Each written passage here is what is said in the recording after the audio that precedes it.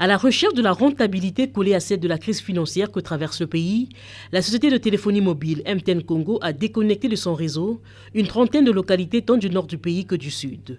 Une mesure désapprouvée et jugée unilatérale par l'ARPCE qui a donc convoqué cette séance de travail avec MTN Congo pour connaître les raisons qui ont nourri cette décision.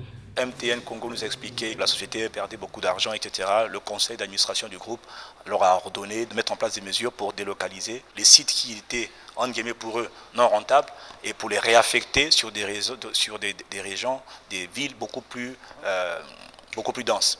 Mais on a dit non, pas question, on ne le fait pas comme ça. Donc il y a un accompagnement qui doit être fait. Donc premièrement, il y a une mise en demeure qui est donnée à MTN d'arrêter la procédure, de réactiver les sites. Et puis il y a un accompagnement qui doit être fait avec MTN, mais pas avec MTN seulement, mais avec l'ensemble des opérateurs, c'est-à-dire avec MTN, avec RTL et les autres opérateurs, pour faire en sorte que il n'y ait pas de région, autant que possible, il n'y ait pas de région où les gens sont lésés de cette manière-là. Pour le régulateur, les populations ne doivent pas en pâtir au plus vite. Le travail de rétablissement de communication, bien qu'il soit titanesque, doit se faire. On va s'asseoir avec eux, on va faire la cartographie, regarder où vous êtes, où vous n'êtes pas, pourquoi vous n'êtes pas là. Pourquoi? Parce que des fois, quand on doit installer un site, il faut aussi penser à l'accessibilité, au ravitaillement, à la présence même de l'opérateur, à la présence des revendeurs de l'opérateur. Donc, il y a tout. C'est pas des choses qu'on décide comme ça en se levant. Non, il y a un travail de fourmi qu'il faut faire. À MTN Congo de respecter son cahier de charges.